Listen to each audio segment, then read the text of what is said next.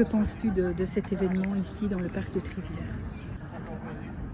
Écoute, je trouve ça très chouette d'exposer en plein air comme ça. C'est vrai que quand on expose dans une salle d'exposition ou un lieu pour exposer des photos, ben on a très peu de visites finalement. Alors qu'ici, j'imagine que les gens du quartier vont quand même venir voir. Mhm.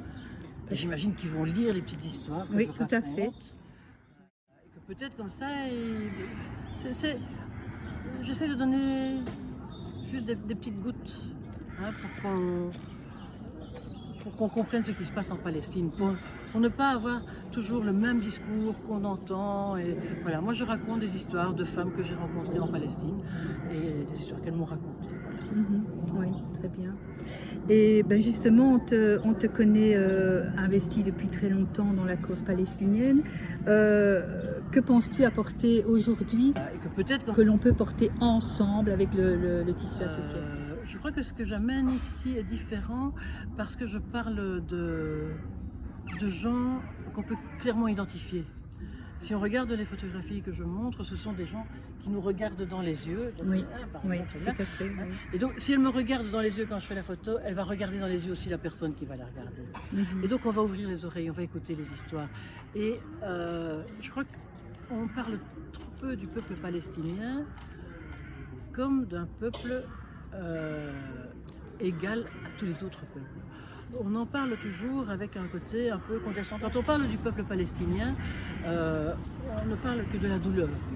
Hein, quand on est du côté du droit international, hein, on dit ce sont des malheureux, c'est très triste ce qui leur arrive, c'est honteux. Et on ne les regarde pas comme un peuple de gens qui ont une vie en eux, qui ont un espoir en eux, qui ont une force en eux, une volonté extraordinaire. Et moi, c'est ça que j'ai envie de montrer. C'est vraiment de montrer ces jeunes femmes qui sont universitaires et qui sont tellement belles et qui sont tellement l'avenir. Et j'ai envie que les gens puissent s'identifier au peuple palestinien. On ne s'identifie pas à des gens qui vivent quelque chose de trop dur tout le temps.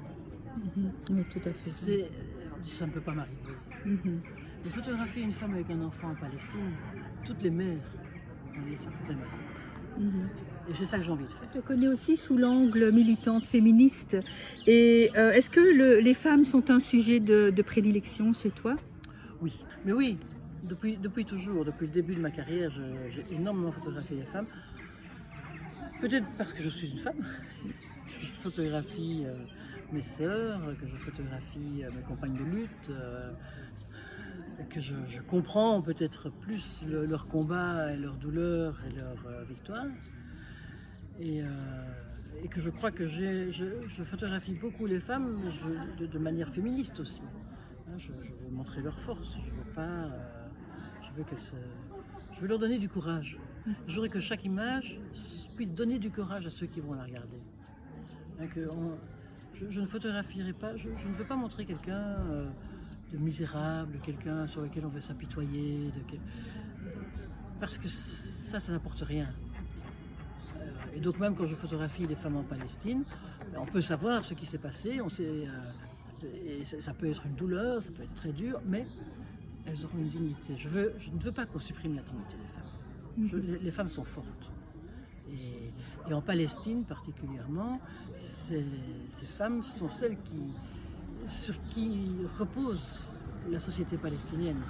Pour beaucoup de raisons. Parce que les maris sont en prison, parce que les maris sont morts, parce qu'elles n'ont plus de boulot, pour plein de raisons.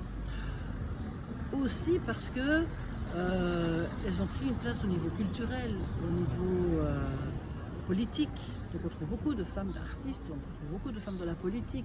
À un moment donné, la maire de la capitale actuelle de la Palestine, Ramallah, était une femme. La maire de Bethléem était une femme. Donc voilà.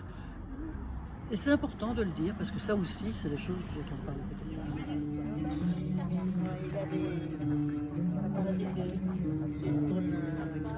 La genèse de ce projet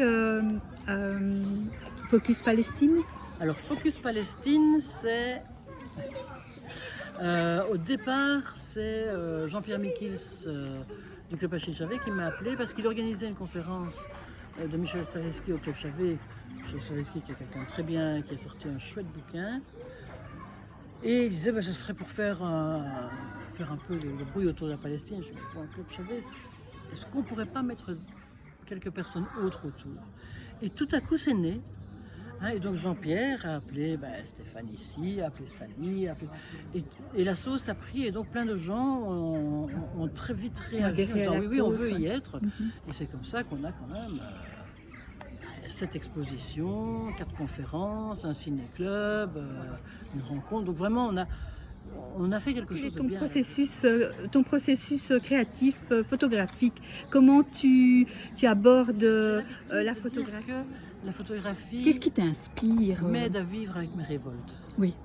J'ai le sentiment d'avoir quand même une utilité dans ce monde quand je suis révoltée. Et donc c'est vrai que mes sujets ont beaucoup été des sujets féministes, des sujets sociaux. J'ai beaucoup travaillé dans le monde du travail, dans les usines, les mouvements sociaux, les enfants des rues. Donc j'ai toujours été... je suis photographe concerné. Voilà. J'ai l'impression que le monde qui vit autour de moi me concerne et que je peux y apporter très modestement ma petite pierre. Donc tu dis de toi que tu es un parfait mélange de tes parents, Jeanne Vervoort, je prononce bien, Vervoort, qui était féministe et écrivaine, et Georges Vercheval, ton papa, qui était photographe et fondateur du musée de la photographie à Charleroi. Tu as commencé des cours de photo en même temps à l'âge de 16 ans, déjà c'est quand même très jeune, voilà, un intérêt. Ouais. Bon, bien sûr tu baignais. et des études en sciences sociales. Est-ce que tout cela, d'après toi, ces éléments-là étaient des éléments déclencheurs? Ou y a-t-il eu autre chose qui a un jour déclenché cette envie de communiquer par la photo, Je ne sais pas si ça s'est déclenché. J'ai l'impression que ça a toujours été là. Je n'ai pas pensé à faire de la photo pour témoigner. Je n'ai pas pensé à faire des sciences sociales pour m'engager. Mais c'était évident que c'était ce que je devais faire. Oui. J'ai pas réfléchi. Alors c'est vrai que les deux ensemble, ça a fait ce que je suis maintenant. Et que quand je dis je suis un parfait mélange de ces deux-là, voilà, c'était... on pouvait discuter féminisme, on pouvait parler de photographie, donc ils ont été aussi un grand soutien pour moi. Mais je crois qu'au départ, rien n'était volontaire. J'ai commencé mes études de photographie parce que papa ne voulait pas développer mes photos. Hein.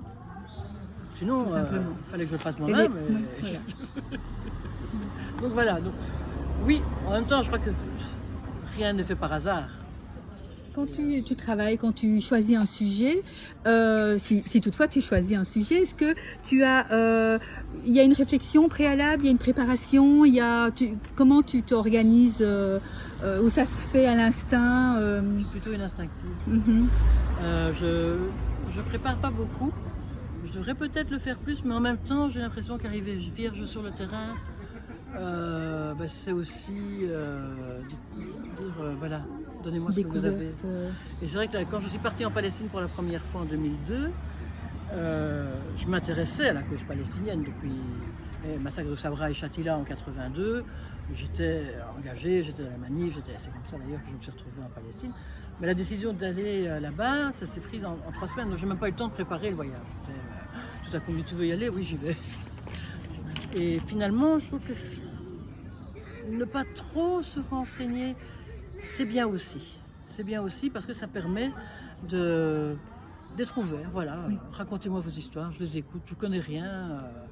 Et j'aime bien ça aussi, ne pas me faire une idée avant. Donc c'est vrai qu'en général, je ne connais pas vraiment le sujet avant. Je le connais bien après par contre. Parce qu'une fois que j'ai fait les photos, je veux comprendre ce que j'ai photographié. Et quand je dois exposer, je lis beaucoup pour ne pas faire d'erreur dans mes textes. Oui. Donc je connais bien le sujet, mais plutôt après. Tes sujets de photographie sont dans leur vie quotidienne, dans des moments intimes.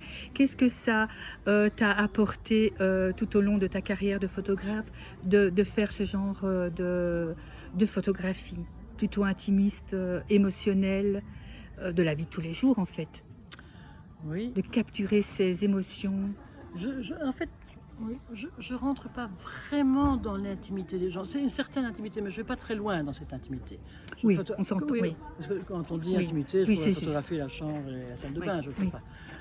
Par contre, je suis dans l'intimité des sentiments, ça Les oui. émotions, les sentiments. Dans les émotions, je connais beaucoup de choses que ces gens me racontent. Et c'était, comment dire, il y a une photographe, Lisette Model, une maître pour moi qui travaillait dans les années 50-60, et qui disait à ses étudiants, une photographe juive autrichienne qui a vécu, qui a dû fuir le nazisme et qui s'est retrouvée aux États-Unis, qui était professeur de photographie là, et qui disait à ses étudiants: ne photographie jamais quelqu'un que tu ne pourrais pas imaginer être. Et donc c'était important pour moi de me dire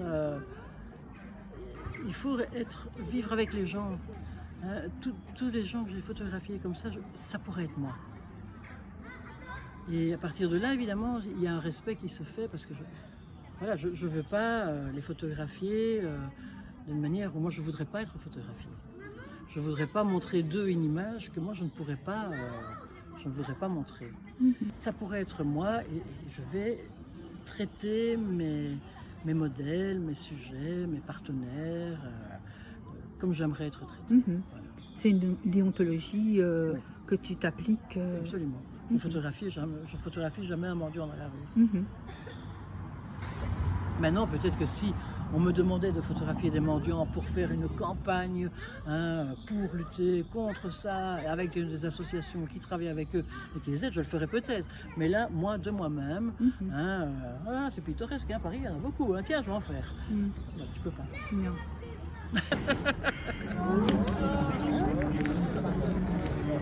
Je l'ai croisé.